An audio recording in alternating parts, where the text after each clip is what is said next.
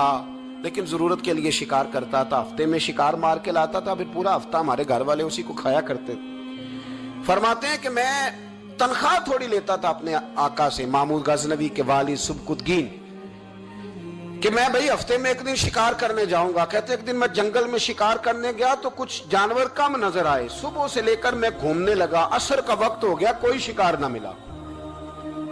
اب میرے دل کے اندر یہ ڈر تھا کہ اگر مغرب مجھے یہیں ہو گئی تو مجھے کوئی درندہ کوئی جانور پریشان کرے گا۔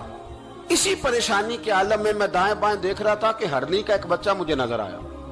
میں نے جھٹ سے وہ ہرنی کا بچہ ہی اٹھا لیا کہ آج یہی شکار کروں گا۔ کہتے ہیں میں نے اسے گھوڑے کے آگے رکھا، اپنے آگے گردن کی جانب، اور میں نے گھوڑے کی لگامیں اس تیزی سے گھمائی کہ سر پٹ گھوڑا دوڑایا تاکہ مغرب سے قبل میں شہر میں پہنچ جاؤں، یہ جنگل کا علاقہ گزر جائے۔ کہتے ہیں میں بڑی گرمی تھی، بڑی پیاس لگی، پر پانی نہ پیا نہ گھوڑے کو پلایا، سر پٹ دوڑایا اس ڈر سے کہ کہیں ایسا نہ ہو کہ میں جنگل میں مجھے شام ہو جائے۔ کہتے ہیں جب میں شہر سے باہر پہنچ گیا تو مغرب کا وقت بھی شروع ہو گیا۔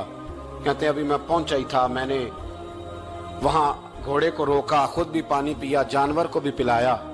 کہتے ہیں ذرا میں نے آنکھ اٹھا کے دیکھا تو جس ہرنی کا میں بچہ لایا تھا وہ بھی دوڑتی ہوئی میرے پیچھے آ گئی۔ کہتے ہیں وہ پیچھے میرے کھڑی ہے، پتہ نہیں کہاں سے بیچاری دوڑی، میرا تو گھوڑا تھا اور میں نے تو سانس بھی نہیں لیا۔ 1.5 گھنٹہ 2 گھنٹے میں بھگاتا لایا اس جلدی میں کہ باہر آنا ہے۔ کہتے ہیں پلٹ کے دیکھا تو اس کی سانس پھولی ہوئی ہرنی کی اور للچائی نظروں سے مجھے دیکھ رہی ہے۔ دل کے ایک کونے سے آواز آئی کہ آج تو 2 شکار ہو گئے، بچہ تو پکڑا ہی، اس کی ماں کو بھی قابو کرتا ہوں تاکہ ڈبل شکار ہاتھ آئے گا۔ کہتے ہیں پھر اندر سے میرا درد بولا، اندر سے میرا رحم بولا کہ ایک ماں اپنا بچہ لینے آئی ہے اور اس طرح تو اسے تکلیف نہیں دی جا سکتی کہ اسے بلیک میل کر کے ماں کو بھی رکھ لیا جائے۔ کہتے ہیں جب میں نے اس ہرنی کی طرف دیکھا تو اس کی نظروں میں سوال تھا، اس کی نظروں کے اندر سوال تھا، کچھ مانگ رہی تھی۔ کہتے میں نے اس بچے کی پشت پر ہاتھ پھیرا، پھر میں نے بچہ چھوڑ دیا۔ کہتے اس نے پہلے بچے کو بازوؤں میں لیا، پھر اپنی زبان سے اپنا بچہ چاٹنے لگی۔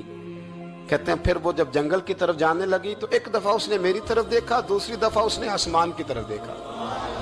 زندگی میں مجھے اتنا سکون کبھی نہیں آیا تھا جتنا آج آیا۔ کہتے میں گھر گیا، عشاء کی نماز پڑھی، باوضو میں بستر پہ لیٹ گیا، لوگوں میرے نصیب دیکھو، مجھے مدینے والے محبوب کا دیدار نصیب ہوا۔ رسول کریم علیہ السلام میری خواب میں آئے، میں رونے لگا، گھر مہک اٹھا، پھول کھلنے لگے، خوشبوئیں بکھرنے لگی۔ کہتے ہیں محبوب کریم تشریف لائے اور کیا خوبصورت جملہ ہے، محبوب فرمانے لگے او سبکتگین، اگر تجھے بادشاہ بنا دیا جائے تو انسانوں کے ساتھ بھی اسی طرح رحم کرے گا نا جس طرح آج ہرنی کے ساتھ کیا ہے۔ اگر تجھے بادشاہ بنایا جائے تو رویہ یہی رکھے گا یا بدل جائے گا؟ کہتا میں رو پڑا، میں نے کہا یا رسول اللہ میں تو غلام بننے کے بھی قابل نہیں، تو بادشاہ کیسے بنوں گا؟